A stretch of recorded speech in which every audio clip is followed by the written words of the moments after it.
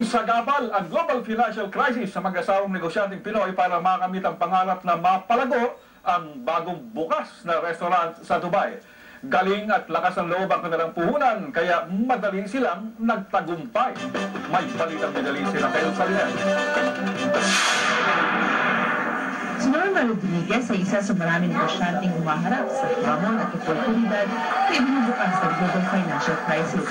Katuwang ni Norma ang asawa sa restaurant business at kwento niya ang tagumpay ng kanilang negosyong kainan ay nagbunga pa ng expansion at pagpapatayo ng isang bagong Pinoy restaurant sa International City. Our experience since we have been in this business for about 11 years now, it's okay. It's a matter of proper management, tsaka yung presyo, huwag masyadong mataas, masarap ang pagkain, malinis ang kapaligiran, at tsaka maganda yung service. I think these are all enough ingredients para naman assets ang business namin. Ibinibida ni Norma na ang kanilang negosyo ay 100% Filipino-owned, di gaya ng iba na may kapartner na dayuhan. It is ibang lahi, of course. How can they know the real taste? Let's say for Kare-Kare, illegal. But for us, I have the quality control for own foods, really.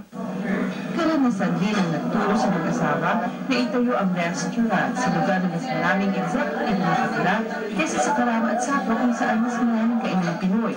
Here in International City, it's quite far from their workplaces.